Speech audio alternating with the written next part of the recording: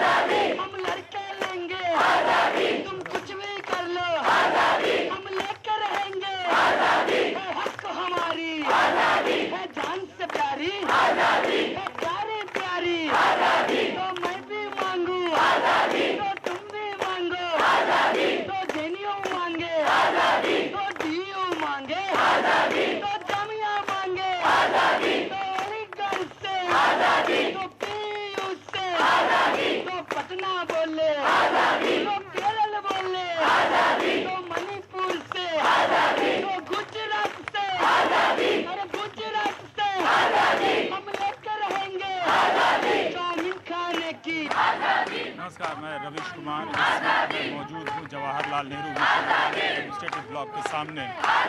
एक नौजवान को बहुत दिनों के बाद नेता बनते देखा है और मैं आपको उसके भाषण देने की प्रक्रिया, और वो जब बोल रहा है तो देश के जिन हालातों से गुजर रहा है, देश के जिन तस्वीरों से गुजर रहा है, जिस तरह के राजनीतिक रह रहा है, वो बिल्कुल नया है। वो सारे शब्द, वो सारे राजनीतिक नारे जो पुराने बन गए थे, उसे किस तरह से अपनी नई आवाज़ से उसे जिंदा कर रहा है। एक लड़के को एक नेता बनकर देखने की प्रक्रिया बहुत दिलचस्प है। इस रात में जब बहुत सारे लोग कन्हैया के बारे में दूसरी राय रखते हैं, बहुत सारे ऐसे लोग हैं जिनके बीच कन्हैया अपने बारे में राय बना रहा है, वो पूरे देश की बात कर रहा है। उसके नारेबाजियाँ, उसके बोलने का तरीका, उसके शब्दों के चुनाव, उसके मुद्दे, सत्ता पे उसका हमला, और इस सब के बीच लोकतंत्र में आवाज़ की जगह की मांग आपके लिए, अपने लिए और सबके लिए एक बड़ा दिलचस्प सा एक नज़ारा है। हमने 2012-13 हिंदुस्तान की नई पीढ़ी ने रामलीला मैदान में देखा था, लेकिन 2014 की आंधी के बाद लगा था कि अब सब कुछ समाप्त हो गया है। देश में राजनीतिक संक्रमण पूरा हो गया है। दिल्ली में उस रामलीला मैदान के आंदोलन को सत्ता मिल गई है और बड़े स्तर पे केंद्र पे नरेंद्र मोदी और भारतीय जनता पार्टी काबिज हो गई है। लेकिन ये वो आवाज़ बता रही है कि देश में अभी भी राजनीतिक प्रक्रिया अभी समाप्त नहीं हुई है, बल्कि वो एक भीषण संक्रमण के दौर से गुजर रही है। इसीलिए मैं आज आपको कन्हैया के इस आज़ादी ब्रांड के गाने के साथ इस प्राइम टाइम में आपको दूर तक ले जाऊंगा और दिखाना चाहता हूं कि एक लड़का जो तमाम तरह के अदालती आरोपों से घिरा हुआ है, उन आरोपों से अभी बरी नहीं हुआ है, लेकिन उसके बाद भी उन दायरों के बीच में अपने लिए कितना बड़ा आकाश बना लेता है, बिना अदालत की सीमाओं को, उसकी बंदिशों को छेड़े हुए वो जो अपने लिए एक जगह बनाता है, इस देश में कोई नौजवान ही कर सकता है। आप उसके बारे में बहुत बुरी राय रखना चाहते हैं, बेशक रखिए, लेकिन देखिए कि इस प्रक्रिया के तहत कन्हैया को देखिए कि हमारे देश में नेता कैसे और कहां-कहां बनते हैं, राजनीति के फूल कहां-कहां खिल जाते हैं।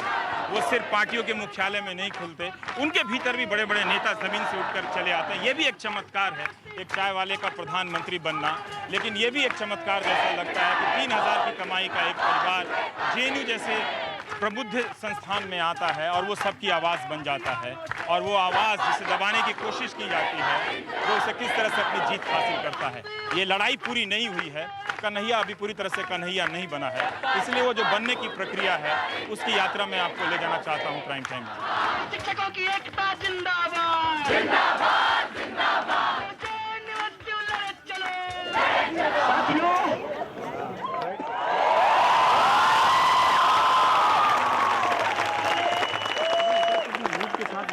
तमाम लोग सबसे पहले मैं जेएनयू के तमाम लोगों को, चाहे वो स्टूडेंट हो, चाहे वो कर्मचारी हो, चाहे वो टीचर हो, चाहे वो सिक्योरिटी गार्ड हो, हम चाहे वो दुकानदार हो या दुकान में काम करने वाले मजदूर हो, मैं तमाम लोगों को अपना क्रांतिकारी इस्तकबाल करता हूं।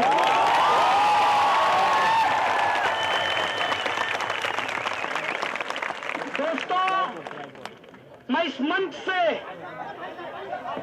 आप तमाम स्टूडेंट के बिहाफ पर जेएनयू एसयू प्रेसिडेंट होने के नाते मैं पूरे देश के लोगों को यहां मौजूद मीडिया चैनल के माध्यम से उनको धन्यवाद देना चाहता हूं, उनको अपना सलाम पेश करना चाहता हूं। दोस्तों, मैं धन्यवाद करना चाहता हूं पूरी दुनिया के वो तमाम लोग, चाहे वो एकेडमिशियन हो, चाहे वो स्टूडेंट हो, स्टैंड विद जेएनयू के साथ वो स्टैंड किए हैं, इसलिए हम उनको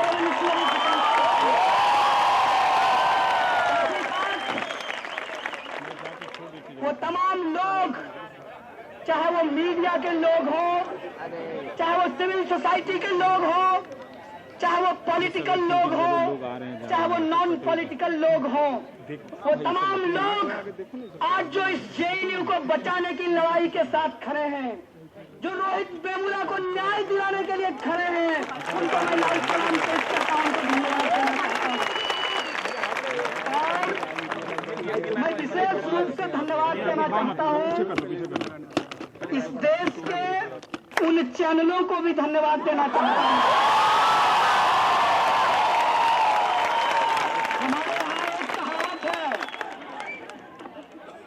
हमारे यहाँ एक कहावत है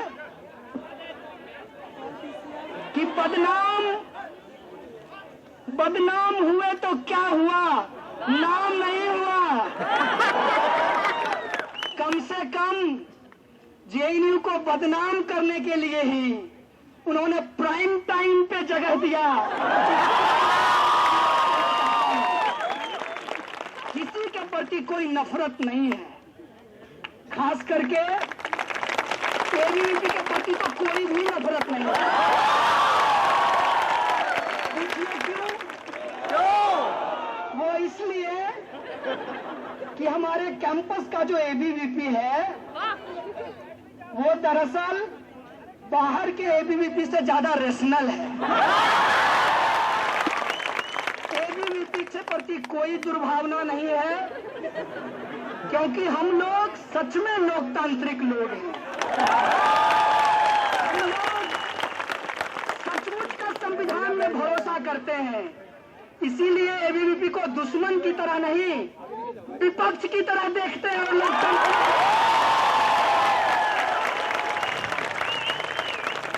मेरे दोस्त, मैं तुम्हारा वीच हंटिंग नहीं करूंगा,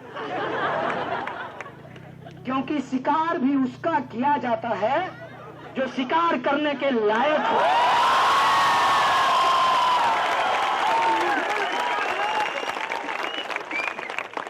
ये जो तमाम प्रक्रिया हुई है, मैं पहली बार कसम से, ये उस कहावत की तरह नहीं है कि सावन में पैदा हुआ और भादों का बाढ़ देखकर कहा हो कि ऐसी बाढ़ नहीं देखी। सच में कह रहा हूं, जेएनयू ने जो दिखाया है, जेएनयू जिस तरीके से खड़ा हुआ है इस देश के अंदर, सही को सही और गलत को गलत कहने के लिए, करना चाहते हैं। और मजेदार बात यह है कि ये स्पॉन्टेनियस है, और ये बात मैं इसलिए कह रहा हूं क्योंकि उनका सब कुछ प्लान्ड था, हमारा सब कुछ स्पॉन्टेनियस है।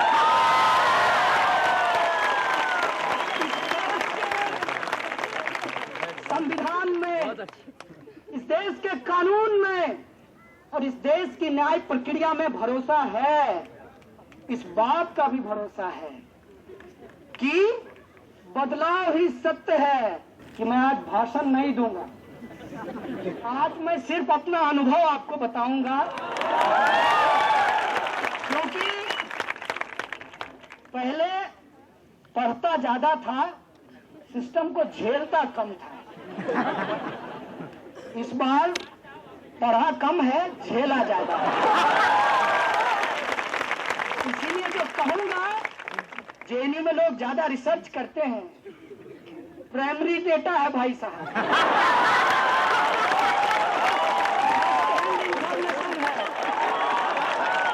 तो पहली बात यह है कि जो प्रक्रिया न्यायालय के अधीन है उसके ऊपर मुझे कुछ नहीं कहना है। सिर्फ एक बात कहा है, और इस देश की तमाम वो जनता जो सच में संविधान से प्रेम करती है, जो बाबा साहब के सपनों को सच करना चाहती है, वो इशारों ही इशारों में समझ गया होगा कि हम क्या कह रहे हैं। मामला सब जुडिस है, उस पर मुझे कुछ नहीं कहना है। प्रधानमंत्री जी ने ट्वीट किया है, कहा है सत्यमेव जयते। मैं भी कहता हूं प्रधानमंत्री जी, आपसे भारी वैचारिक मतभेद है, लेकिन सत्यमेव जयते चूंकि आपका नहीं, इस देश का है, इस संविधान का है, मैं भी कहता हूं सत्यमेव जयते। इस देश के भी कुछ नीति निर्माता हैं, वो कहते हैं काला धन आएगा, हर हर मोदी,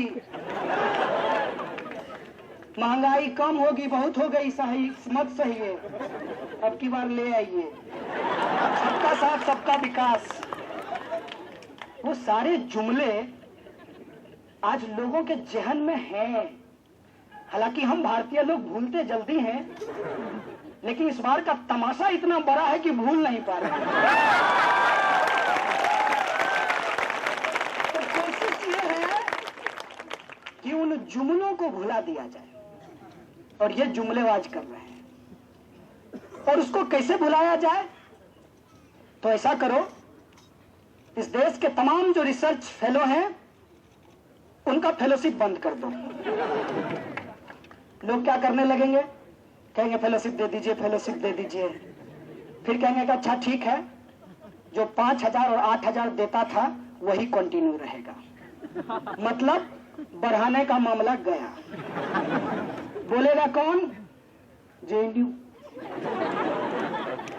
तो जब आपको गालियां पड़ रही है, चिंता मत कीजिएगा, जो कमाए हैं वही खा रहे हैं आप लोग।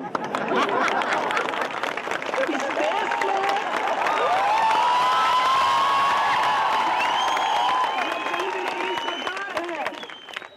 उस जन विरोधी सरकार के खिलाफ बोलेंगे तो उनका साइबर सेल क्या करेगा?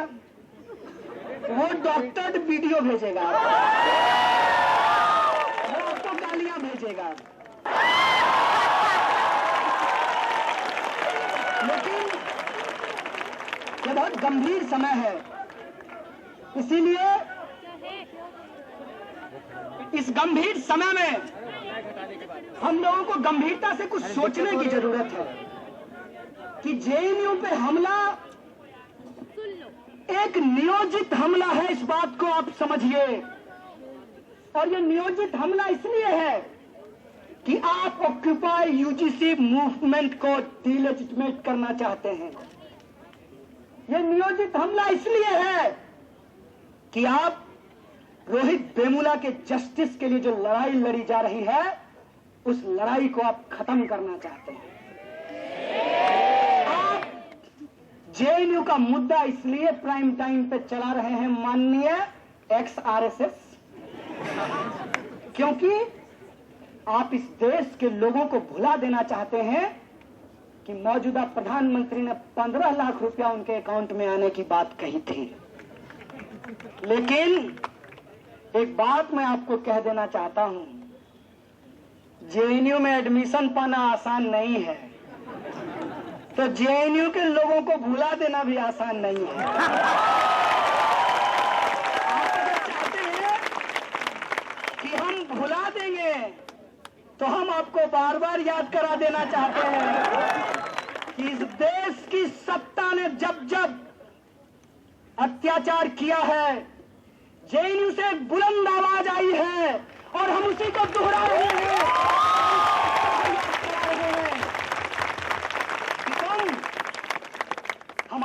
लड़ाई को डाइल्यूट नहीं कर सकते हो। क्या कह रहे हैं? एक तरफ देश के सीमाओं पे नौजवान मर रहे हैं, मैं सैल्यूट करना चाहता हूं उनको जो लोग सीमा पे मर रहे हैं। मेरा एक सवाल है, जेल में मैंने एक बात सीखी है कि जब लड़ाई विचारधारा की हो तो व्यक्ति को बिना मतलब का पब्लिसिटी नहीं देना चाहिए। इसीलिए मैं उस लीडर का नाम नहीं लूंगा। बीजेपी के एक नेता ने लोकसभा में कहा कि नौजवान सीमा पे मर रहे हैं।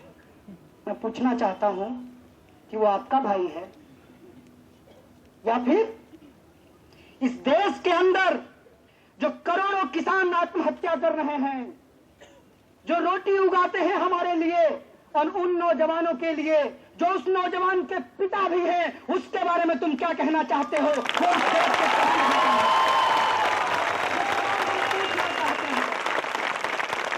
पूछना चाहते हैं कि जो किसान खेत में काम करता है, मेरा बाप, मेरा ही भाई फौज में भी जाता है और वही मरता है, और तुम ये बाइनरी बना करके देश के अंदर एक झूठा डिबेट मत खड़ा करो।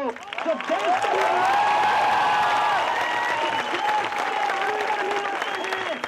के सीमा पर भी मरते हैं। हमारा सवाल है कि तुम पार्लियामेंट में खड़ा होकर किसके खिलाफ राजनीति कर रहे हो?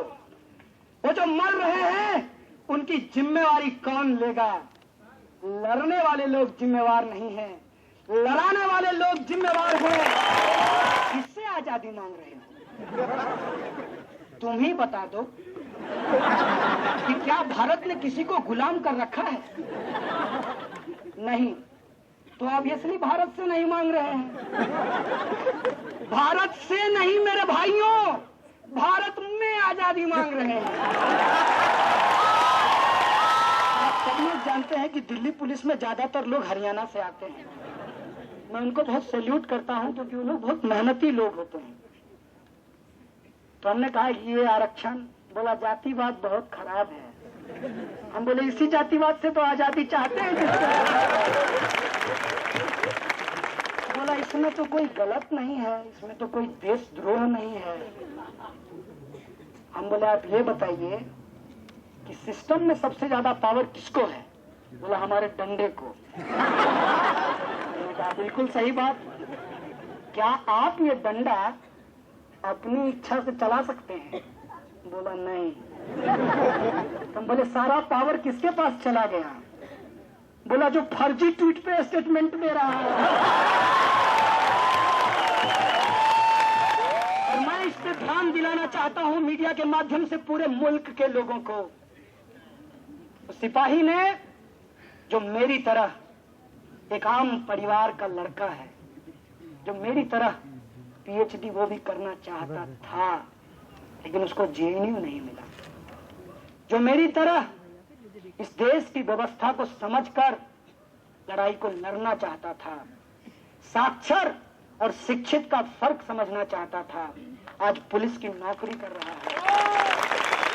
यहां जेएनयू खड़ा होता है, इसीलिए आप जेएनयू के आवाज को दबाना चाहते हैं कि एक कमजोर आदमी पीएचडी ना कर सके, क्योंकि शिक्षा जो बेची जा रही है वहां पे लाखों रुपया देने के लिए उसके पास फीस नहीं होगा, इसलिए वो पीएचडी नहीं करेगा। आप बंद करना चाहते हैं उन तमाम आवाज को जो यूनाइट हो सकता है, चाहे वो सीमा पे खड़ा हो, चाहे खेत में अपनी जान दे रहा हो, या जेएनयू में आजादी के लिए संघर्ष कर रहा हो। आप उस आवाज को मिलने नहीं देना चाहते हैं।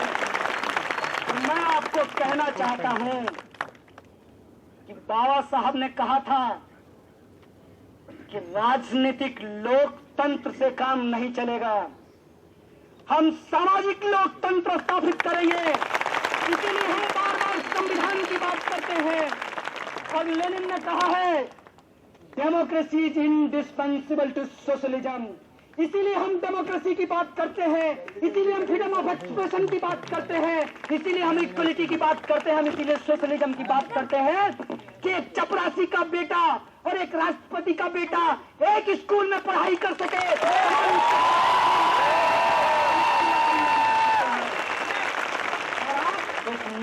अंदर जो आजादी हम मांग रहे हैं, भूखमरी और गरीबी से, शोषण और अत्याचार से, दलितों, आदिवासियों, महिलाओं और अल्पसंख्यकों के अधिकार के लिए, वो आजादी हम लेकर रहेंगे। और वो आजादी इसी संविधान के द्वारा, इसी संसद के द्वारा और इसी न्यायिक प्रक्रिया के द्वारा हम सुनिश्चित करेंगे। इस मुल्क में ये हमारा सपना है, यही बाबा साहब का सपना था, यही साथी रोहित का सपना है।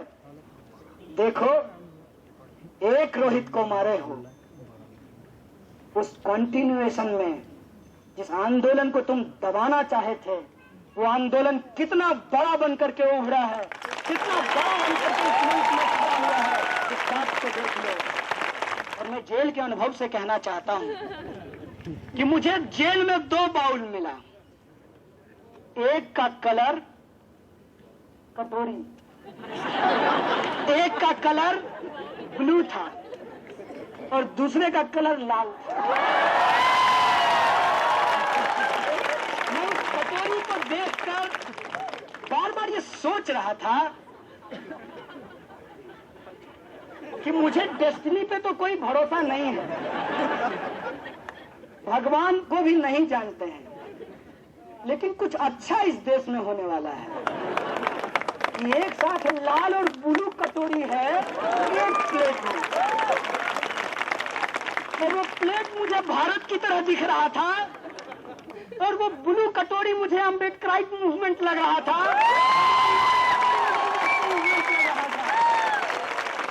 और मुझे लगा कि अगर इसकी यूनिटी इस देश के अंदर बना दी गई, सच कहते हैं, अब नो मोर देखते हैं, बेचने वाले को भेजते हैं, बेचने वाला नहीं चाहिए, सबके लिए जो न्याय सुनिश्चित कर सके हम उसकी सरकार बनाएंगे।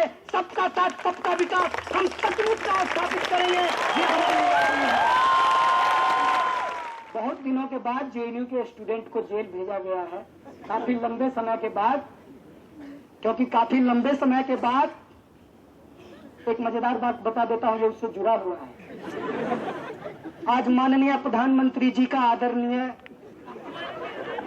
बोलना पड़ेगा ना,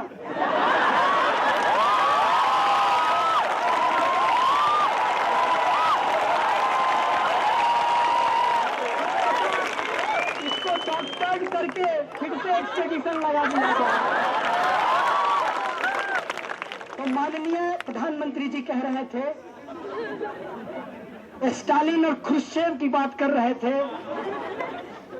मेरी इच्छा हुई कि मैं टीवी में घुस जाऊं और उनका सूट पकड़कर कहूं, मोदी जी थोड़ी हिटलर की भी बात कर दी।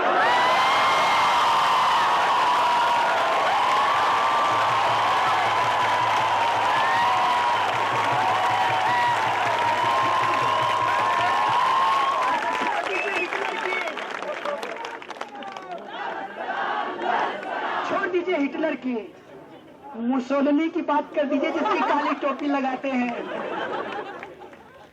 जिससे आपके गुरुजी गोलवलकर साहब मिलने गए थे और भारतीयता की परिभाषा जर्मन से सीखने का उपदेश दिया था।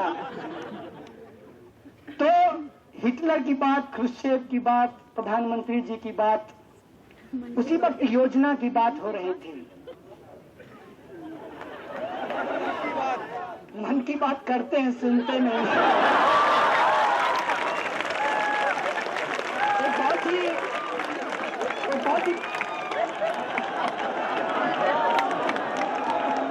बहुत ही पर्सनल चीज है।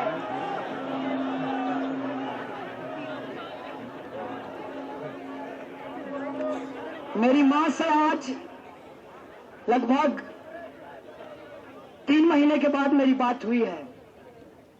मैं जब भी जेएनयू में रहता था, मैं घर बात नहीं करता था। जेल जाके एहसास हुआ कि बराबर बात करनी चाहिए। आप लोग भी करते रहिएगा अपने घर वाले से। तो मैंने अपने माँ को कहा कि तुमने मोदी पे बड़ा अच्छा चुटकी लिया। तो मेरी माँ बोली कि नहीं, वो मैंने चुटकी नहीं लिया, चुटकी तो वो लोग लेते हैं, हंसना हंसाना उनका काम है। तो मैंने अपने माँ को कहा कि तुमने मोदी पे बड़ा अच्छा चुटकी लिया। तो मेरी माँ बोली कि नहीं, वो मैंने चुटकी नहीं लिया, चुटकी तो वो लोग लेते हैं, हंसना हंसाना उनका काम है। हम तो अपना दर्द बोलते हैं, जिनको समझ में आती है वो रोते हैं, जिनको समझ में नहीं आती वो हंसते हैं। उसने कहा कि मेरा दर्द है, इसलिए मैंने कहा था कि मोदी जी भी किसी की माँ का बेटा है, मेरे बेटे को देशद्रोह के आरोप में फंसा दिया है। तो कभी मन की बात करते हैं, कभी माँ की भी बात कर लें। मेरे पास कोई शब्द नहीं था उसको कहने के लिए। कैसा देश होगा जिस देश में देश के लोग ही नहीं होंगे। आप सोचिए, जेएनयू के पक्ष में अगर जो लोग खड़ा हुए हैं उनको बार बार सैल्यूट करने की जरूरत है, क्योंकि वो इस बात को समझ रहे हैं कैसे लोग आते हैं जेएनयू में। यहाँ पर 60% लड़कियां पढ़ती हैं। देश का एकमात्र संस्थान, मैं दावे के साथ कह सकता हूं तमाम कमियों के बावजूद, जेएनयू एकमात्र ऐसा संस्थान है जो रिजर्वेशन पॉलिसी को लागू करता है। और जहां लागू नहीं करता वहां लागू कराने के लिए हम लोग लड़ते हैं, संघर्ष करते हैं।